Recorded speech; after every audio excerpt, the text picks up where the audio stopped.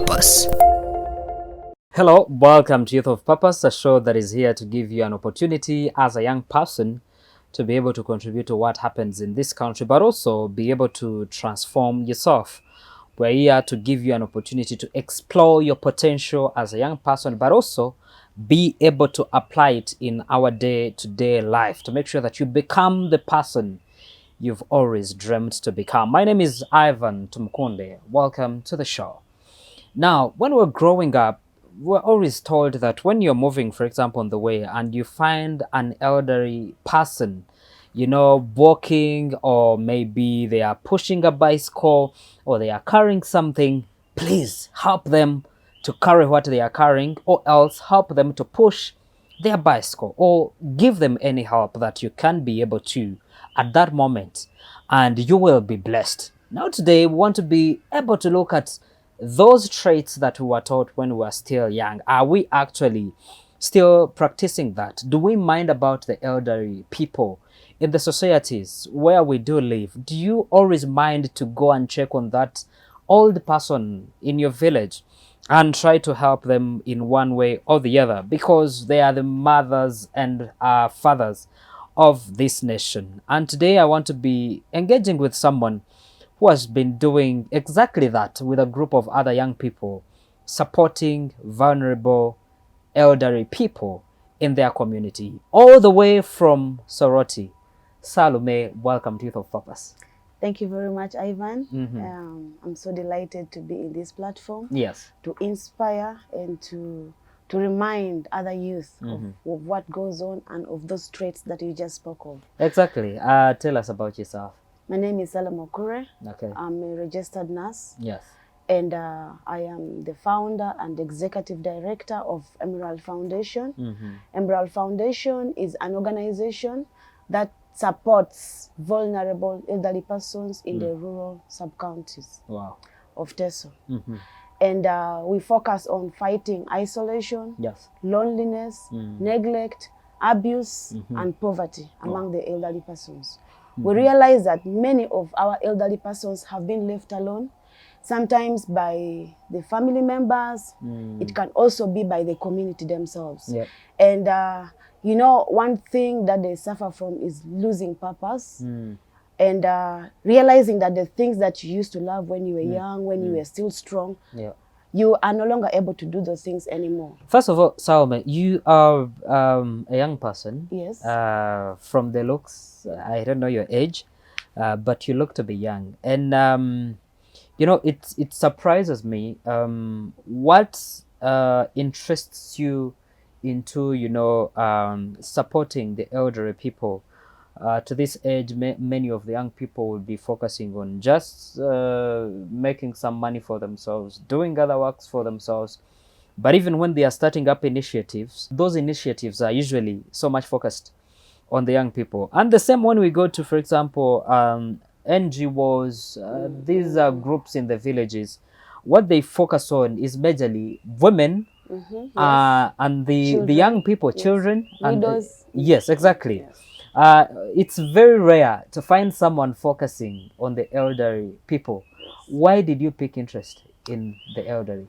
My second job, that was in Terama, I had a good time to experience what these elderly persons go to, because it was more of field work, and I would go to the field and visit some of them, and seeing what they go through, it brought me a mind to think up what can be done for these elderly persons. Yes. It is time for us to mobilize the young community to rise up and see how we are going to be able to remember some of these marginalized elderly persons that we have in the community. Yes. And also growing up in a family that, by the way, I have parents, and I bless the Lord for them. Very loving, very understanding. I never had the opportunity to really meet my grandparents, but now with these elderly persons, I am able to experience so much with them. And just their conditions, their situations is one of the things that led me to this drive. From your engagements with the elderly people, what are those most challenges that these people do face, and how has been your experience engaging with them? Many elderly persons are lonely. They are lonely. Yes, and are isolated. Mm. Some of them, maybe the children are working, they have made it in life and they are working out in the city, they are out of the country, and they can send help. But some of them just being alone, being confined, no one to talk to, and you no longer have the energy to go to the trading centers and laugh with others.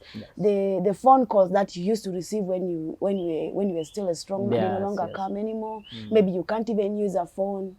You know, they end up trying to adopt to something that could maybe give them meaning in life. And many of them resort to alcoholism. So you find an elderly person who they drink from morning to evening just because they want to occupy time. Yes. And most of them have also been neglected. They have children who are working, they have children who are able, but nobody thinks about them. When you look at somebody, an elder person tells you, I have a son who is a doctor. He's working in this and this hospital. But that person is in the house. And they have been sick, and there is no one even to just give them a cup of water. Yes. In some of those incidences, maybe when you look at our website, there's an elderly person called Merab. She lives alone. That even when you give her money, it's no longer doesn't make sense because she cannot be able to walk and buy anything. There is no one to send to get you water. There is no one to send to get you food, and her memories are days of countless hunger. So many of them starve. They are not able to have a meal, and when they have a meal, they really hold up to it. But to her, it's mainly the people that she wants. She wants people around her. Yes, people around her. To feel loved. Yes. And many of these elderly persons, when we visit them with the volunteers, we go to their homes. We identify one with the help of the LOCs. So when we identify, we go to their home. We help them clean. We weed the compound. We try to put more grass on their grass-sacked houses, like to put more grass and wash clothes, clean saucepans, and we cook. We make like a feast in their homes, and we invite other elderly persons and other youth to just come and be there. We also do cinema shows, like we can just go to one elderly person just with one grass-hatched house, and we show up a cinema there. It gives them a sense and meaning to life.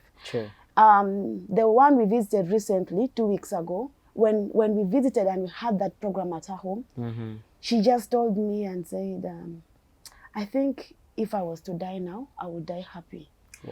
And do me only one thing. Don't let my body be eaten by the dogs. Come and bury me. No one has visited me in 6 months. I've never seen someone come to visit me. And just seeing a motorcycle, because we use motorcycles to reach their homes, seeing a motorcycle come to her compound was just enough. She cried the whole time. She couldn't even eat that day when she has been talking of hunger. And she was so happy, so happy. So we spend time to talk stories with them. We learn from them. You know, we give them opportunity to talk to us. To open up and... to open up. And we also do referrals because I'm a medical person, and in the team, we have a number of medical persons. So we talk to them, we listen to their concerns, and we refer them to health facilities. Those who are sick. Yes. Those ones that we are able, we even transport them to the hospital. Yes. And what we are able, the cost we are able to cover, we cover. But the main thing that we have been doing is we do food distribution. So we mobilize this food from some of the youth. You give us some 2 kilograms of posho rice, and we find an elderly person, we take it to. So I really call upon the youth. I really call upon so many people to come in and be a part of this drive. Why do you think these days many of the elderly people are being neglected? Or actually, why are children neglecting their parents who are that old? Some, when you from my interactions with the elderly persons, some of them, it could have been bad past experiences. Maybe there was poor upbringing from the parents themselves. Maybe even the children, like they felt they were neglected. My father didn't help me through school. I paved my way. I studied through government scholarship.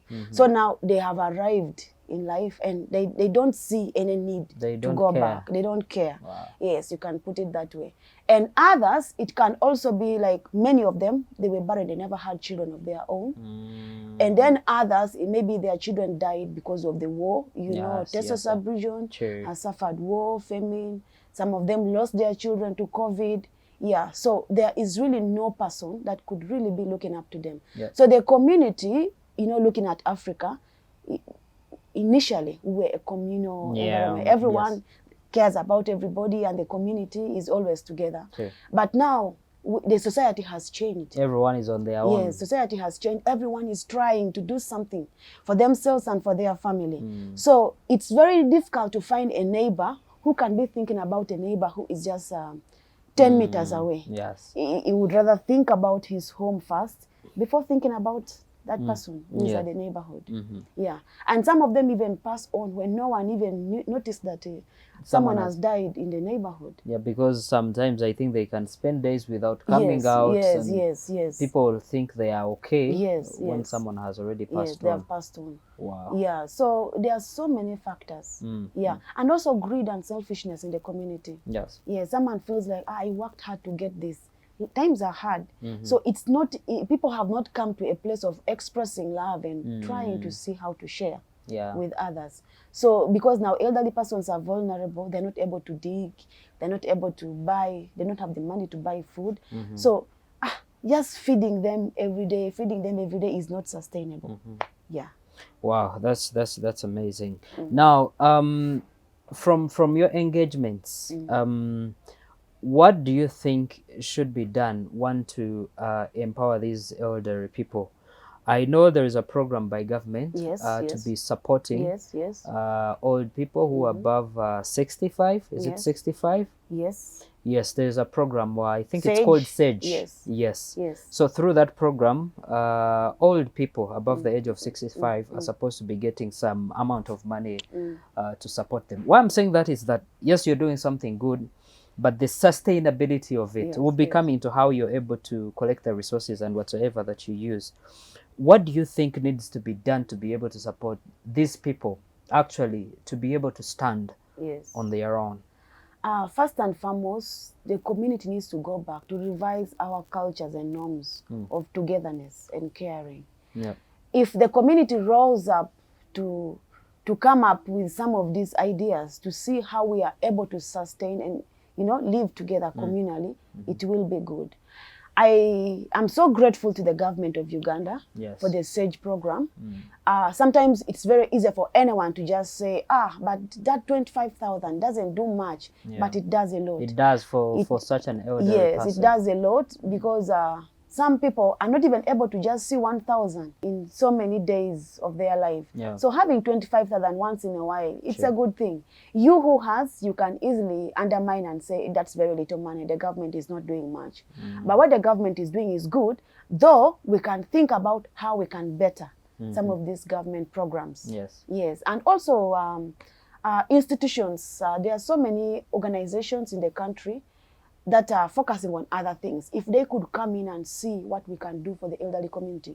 Because by the way, Ivan, there is a growing number of elderly persons every day. Wow. Yes, there's a growing number. Every day that passes by, there are more old people, there are more vulnerable elderly persons. We'll be going in for a short break. When we come back, we're still continuing with this conversation of how we can be able to support our elderly people and make sure that those who are vulnerable, we come in and support them, but also encourage you to be able to take care of your parents, but also those elderly people in your communities. They need your support, and there is not much gift you can give this Christmas other than supporting an elderly person. We'll be right back.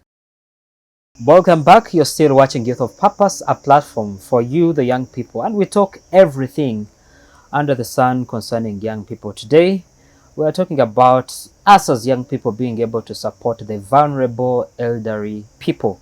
How can we support them to make sure they can be able to have something to eat, but also majorly give them a purpose to still want to live actually, and to make them feel loved. And I'm with Salome from Soroti, and she's doing an initiative through her foundation called Emerald. to make sure that they do support the vulnerable elderly people in Soroti and the nearby districts. And we are getting to understand exactly how she's doing that, such that you can be able to pick a leaf to do the same in the communities where you do come from.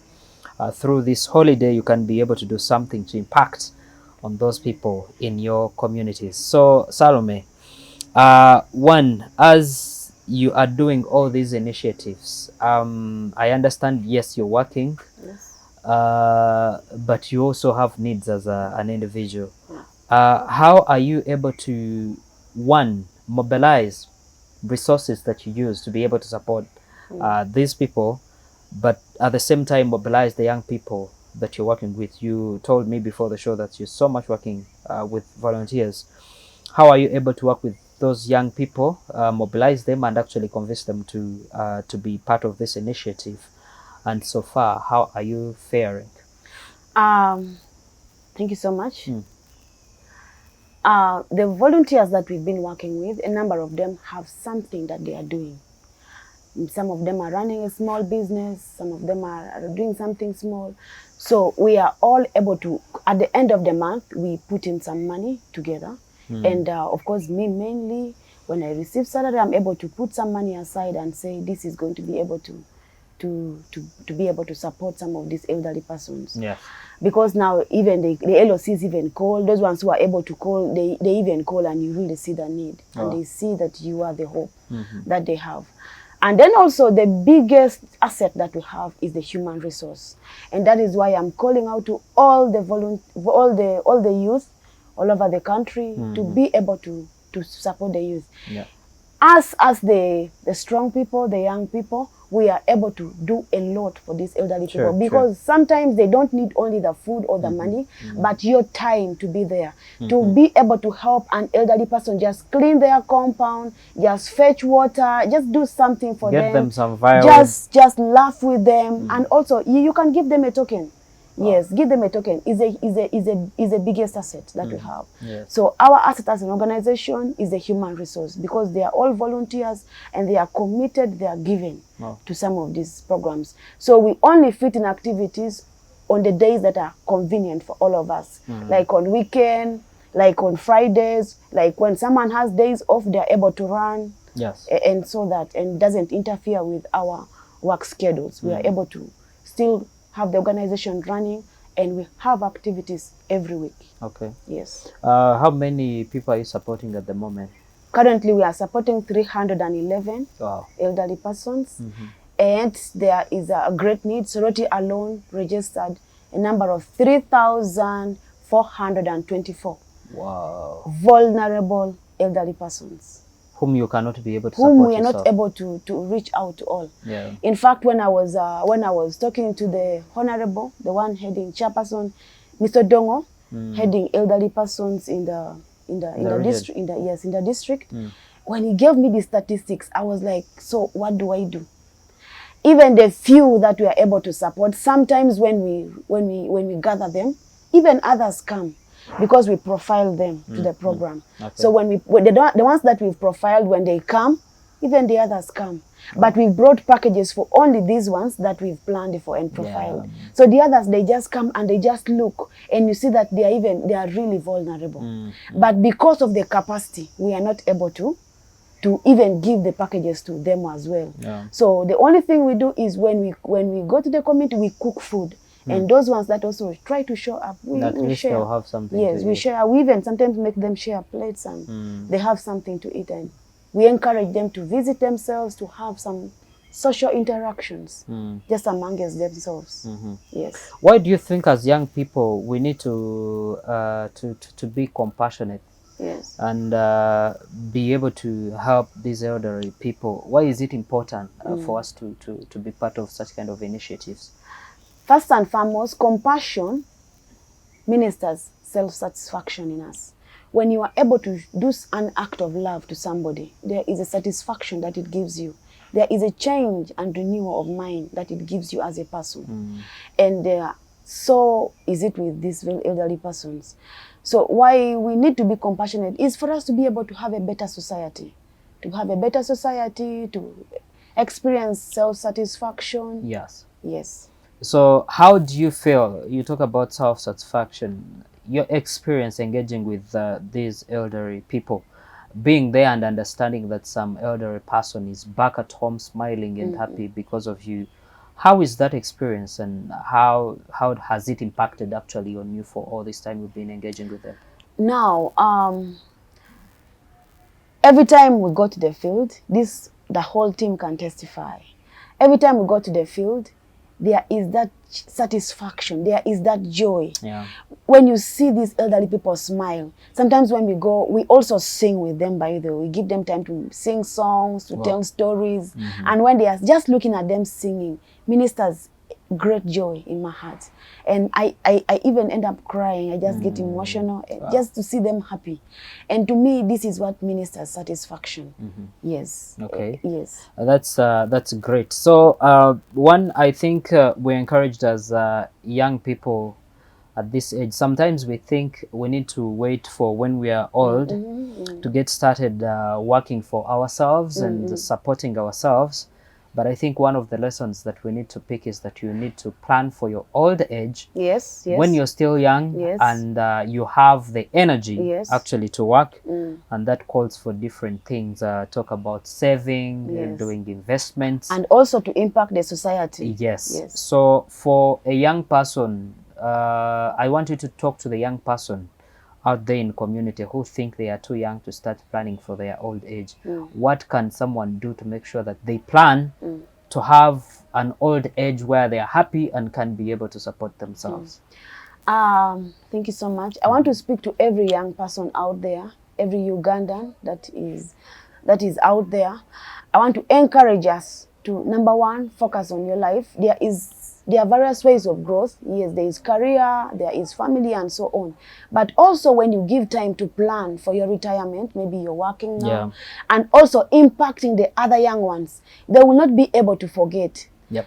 Because some of those ones that are going through Yes. neglect, they have been neglected, could be because they had also neglected others. True. So when you impact others, when we raise a society that is full of compassion, that is full of love, we shall not be able, when we are old, to experience some of those things that these elderly persons are experiencing now.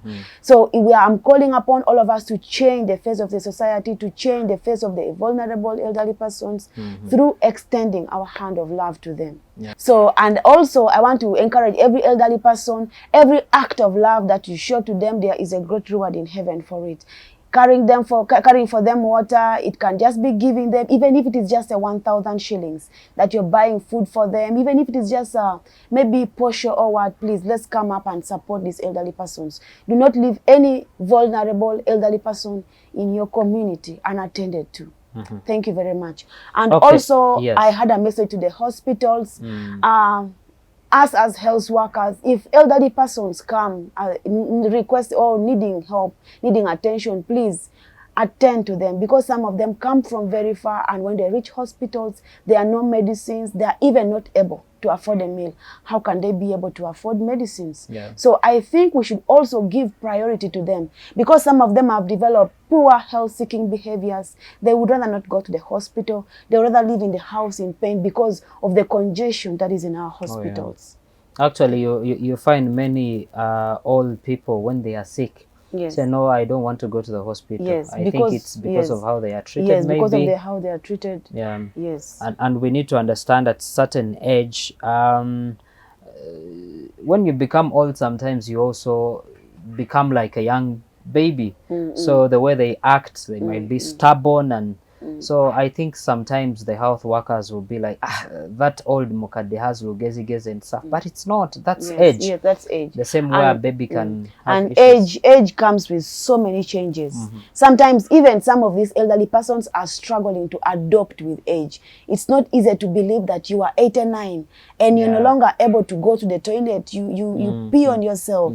So some of these things are the ones that really frustrate some of them. Sure. Yes. Wow, and also the young ones, they end up abusing these elderly persons because now they are seeing that they are vulnerable, they're not able. We have a number of cases of young men, young boys, the youth going out to sell plots of land for these gardens for these elderly persons to buy Bajaj and motorcycles.